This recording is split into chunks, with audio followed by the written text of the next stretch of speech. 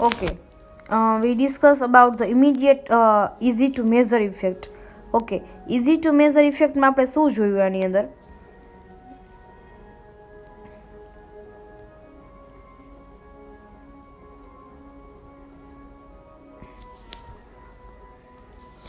So the most visible advantages of oral communications is feedback, is listener immediate express his questions. Okay, major effect પતી ગયું. હવે શું થયું તો કે ઇમિડિયેટ ફીડબેક આપણે પહોંચ્યા. ઇમિડિયેટલી ફીડબેક કેવી રીતે? તો કે તમે જ્યારે કમ્યુનિકેટ કરો છો, તમે જ્યારે સ્પીચ આપો છો, તો ફીડબેક છે એ તમે ઇમિડિયેટલી આપી દો છો. મતલબ શું કે તરત સામેવાળાને ખબર પડે કે મારામાં શું સુધારા વધારા કરવા જોઈએ. પણ પ્રોડક્ટ આપણે ચૂઝ કરવા માટે આપ્યું કોઈ વ્યક્તિને, તો એ જે લખીને દઈએ ને તો કેટલાય પ્રોડક્ટ યુઝ કરી લીધું હોય ખરાબ હોય તો તરત તેને આપણને ખબર નથી પડતી કેવું છે એમ. પણ જો સામેવાળો તરત બોલી દઈએ તો તરત ખબર પડી જાય પ્રોડક્ટ કેવું છે. Okay, useful of emergency.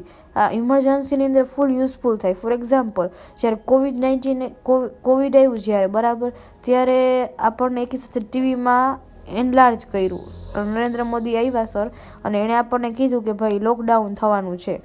તો એક જ જગ્યાએ વ્યક્તિ બેઠા છે પણ આખા કન્ટ્રીની અંદર એને બધું પ્રોનાઉન્સ કરી દીધું. It means for urgent transfer of message information oral communication quite useful. જે અર્જન્ટ ઇન્ફોર્મેશન ટ્રાન્સફર કરવાની હોય ને તો એકદમ પરફેક્ટ છે.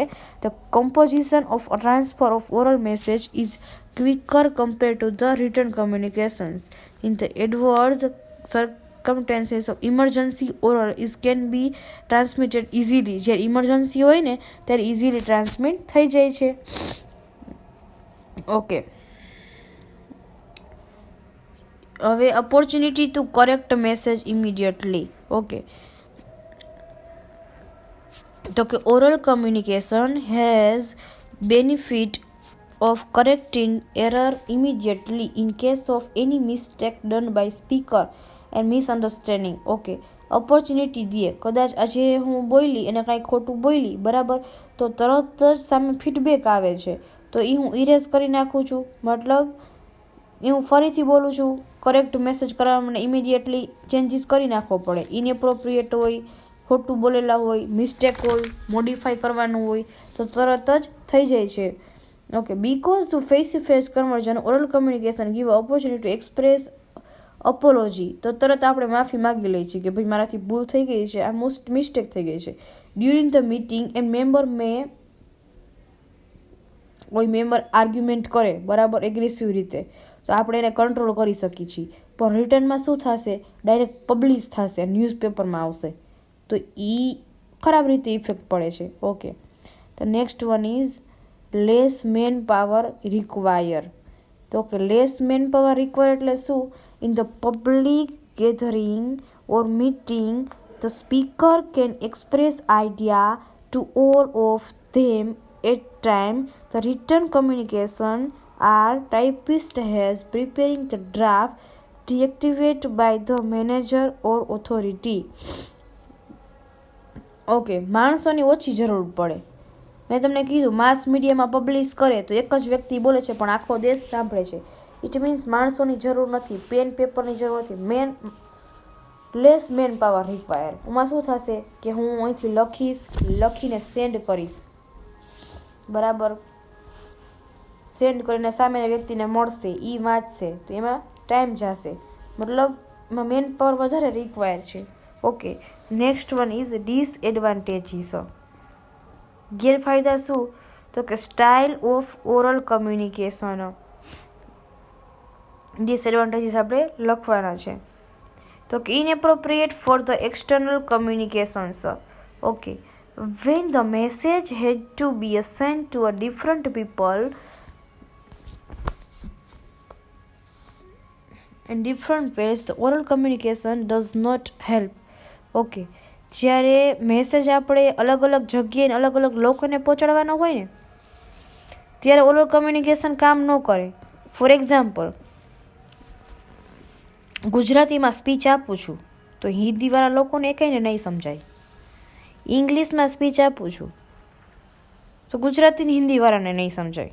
સમજે તો અમુકને સમજાશે. મતલબ ઇનએપ્રોપ્રિએટ છે, સ્પીચ છે એ, પણ જ્યારે લખેલું હોય ને અલગ અલગ ભાષામાં પબ્લિશ થાય, બરાબર, તો એ ફાયદાવાળું છે. Okay, interruption by external factor. External factor કઈ રીતે થશે ઇન્ટરપ્ટ? તો oral communications is prone to be interrupt by external hurdle like a noise mechanisms, vehicles, poor audio systems. Such a disturbance may affect the message is result into a wrong interruption as well. The quality of voice get affected, technical problems. Okay, જ્યારે આપણે speech દેતા હોય ને માઇકમાં તો voice ખરાબ હોય એ affect કરે, કોઈ ટેકનિકલ ઇસ્યુ આવી ગયા અંદર તો જતું નથી, બરાબર. The written communication does not get affected. એમાં કંઈ અફેક્ટ ના કરે રિટર્નની અંદર. તમે લખી નાખો ને એટલે બધે પબ્લિશ થઈ જાય, એકી સાથે બધા જોઈ લઈએ, વાંચી લઈએ, બરાબર.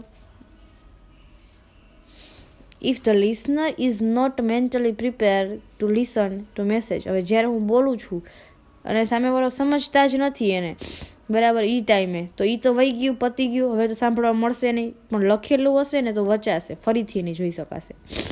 Okay, threat of secrecy. Oral message is threat of secrecy. હવે કોઈ નોટિસ કે એવું મારે લખીને દેવાનું હોય ને, એ મિટિંગની અંદર હું બધા વચ્ચે બોલું ને તો એકબીજા કહી જ દે, કોઈના વાત રીએ નહીં મનમાં, બરાબર, એકબીજાને કહેવા જશે. પણ જ્યારે નોટિસ કે મારે એવું કંઈ દેવાનું છે કે જે એક જ વ્યક્તિને કે આપણી કંપની પૂરતું સીમિત રાખવાનું છે, કે જેથી બધા ડિસિઝન લેવાશે, તો એ મારે રિટર્ન લખીને જ લેવા પડશે. તેની અંદર થશે નહીં. જેમ કે મેં તમને કીધું ટેન્ડર ભરવાનું આવે, તમને મેં સમજાવ્યું હતું, બરાબર.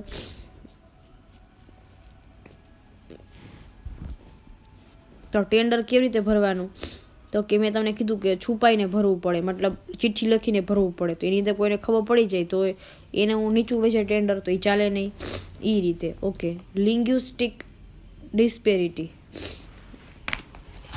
એમાં શું થશે તો કે if the language of the speaker and the listener are different.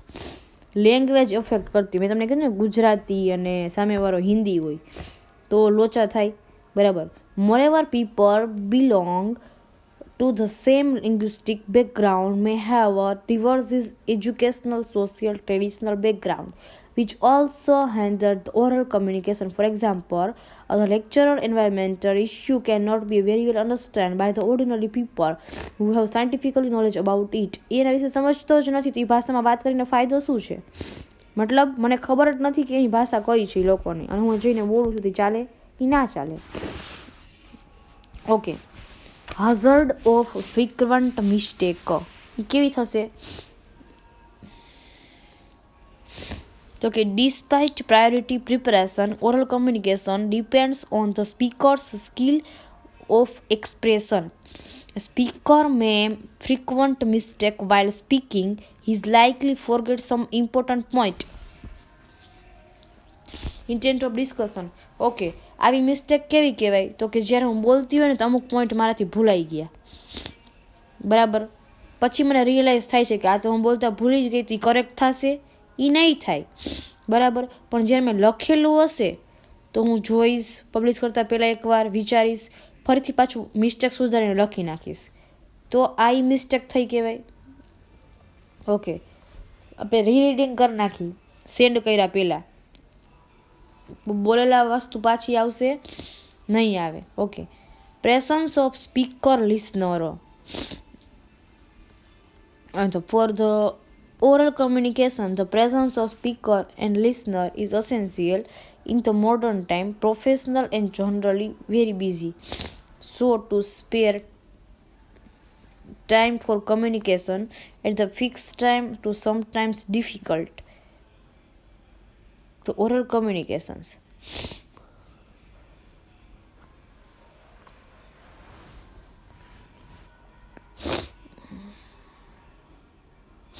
ઘણી વખત એવું થાય તમે તમારા ટાઈમે ફ્રી છો, બધાને ટાઈમે બોલાવી લીધા કે ભાઈ 5 વાગે મીટિંગ છે, તમે બધા આવી જાજો, પણ એ વ્યક્તિઓ ફ્રી નથી. તો પણ જ્યારે મેં બુક લખેલી હશે તો એ ફ્રી થઈને ગમે ત્યારે વાંચી શકશે. બરાબર. Okay. The presence of speaker and listener, પ્રેઝન્સની જરૂર રહેતી નથી. ઓકે. નો એવિડન્સ, ભાઈ બોલેલું હશે ને તો એના કોઈ એવિડન્સ નહીં રહે. તમારે કોઈ ઉપર લીગલ કરવી હોય ને તો તમે લીગલ કંઈ કરી શકો નહીં, તમારી પાસે કંઈ પ્રૂફ રહેતા નથી. બટ જ્યારે તમે રિટર્ન લખો છો તમારી પાસે બધા પ્રૂફ રહે છે. બરાબર, તમે કહી શકો છો. Next one, no suitable for long message. Okay, જ્યારે તમે બોલતા હોય ને તો કન્ટિન્યુ 1.5 કલાક બોલો ને તો બહુ સારું ન લાગે, કોઈ વ્યક્તિ સાંભળે નહીં, બોરિંગ થઈ જાય. પણ તમે લખતા હોય આખી પબ્લિશ કરી નાખો ને તો માણસ એના ટાઈમે વાંચ્યા રાખે. કોઈ 5 મિનિટ વાંચે, કોઈ 10 મિનિટ વાંચે, મતલબ બધા એના ટાઈમે વાંચે છે એમ. તો આ એના ડિસએડવાન્ટેજીસ છે. કયા કયા? તો કે style of oral communications, inappropriate of external communications, threat of secrecy, linguistic disparity, hazard of frequent mistake, presence of speaker listener, no evidence, no suitable of a long message. Okay. તો એના ફાયદા શું હતું? તો એડવાન્ટેજીસ તો કે time saving છે પહેલાં તો એ, પછી ચીપર છે, ઇઝીયર ટુ અન્ડરસ્ટેન્ડ, ઇઝીલી આપણે અન્ડરસ્ટેન્ડ થઈ જાય છે એનાથી. બરાબર. ઇઝી ટુ એને મેઝર ઇઝી કરી શકીએ છીએ, ઇમિડિયેટ ફીડબેક આવી જાય છે, યુઝફુલ ઓફ ઇમરજન્સીમાં યુઝફુલ થાય છે, opportunity two correct message, opportunity આપે છે સાચો મેસેજ લઈ જવાની, ઇમિડિયેટલીનેસ ઓન મેન પાવર રિક્વાયરમેન્ટ. બરાબર, આ ફાયદા છે. પણ ગેરફાયદા શું? તો કે સ્ટાઇલ ઓફ ઓરલ કમ્યુનિકેશન, તો ઇનએપ્રોપ્રિએટ એક્સટર્નલ કમ્યુનિકેશન્સ. બરાબર. Threat of secrecy, linguistic disparity, hazards of mistakes, presence of speaker and listener, no evidence, no suitable language. તો આજે સ્ટડી આપણે કર્યું ડિસએડવાન્ટેજીસ. ઓકે, ચેપ્ટર 3 શું જોયું? તો ઓરલ કમ્યુનિકેશન્સનો મિનિંગ જોયો, એના પ્રિન્સિપલ્સ જોયા, brevity, clarity, selection of word, sequence, appropriate of જજ ટેકનોલોજી વર્ડ, કેવા વર્ડ્સ યુઝ કરવા. ફાયદો શું થાય ભાઈ આવી રીતે બોલવાથી? ટાઈમ બચે છે, સસ્તું પડે છે, શાંતિથી સમજાઈ જાય છે, ઇઝી મીડિયમ, ઇફેક્ટિવ મીડિયમ છે. બરાબર. મેજર તરત તાત્કાલિક ખબર પડે છે કે સામેવાળા વ્યક્તિના મગજમાં શું છે, ફીડબેક ઇઝીલી આવી જાય છે આપણને, ઇમરજન્સી હોય ત્યારે કામ લાગે છે, ઓપોર્ચ્યુનિટી ટુ કરેક્ટ મેસેજ બનાવવાની ઓપોર્ચ્યુનિટી દે છે લોકો, અને મેન પાવર ઓછા જરૂર પડે છે, લેસ મેન પાવરની જરૂર પડે, માણસોની જરૂર નથી પડતી એટલા બધા કમ્પેરિઝન ટુ રિટન કમ્યુનિકેશન્સ. હવે ડિસએડવાન્ટેજીસ આપણે જોયા, ગેરફાયદા શું થાય છે. બરાબર. તો આ થયું આપણું ચેપ્ટર નંબર 3 નો topic 3, principles, advantages and disadvantages.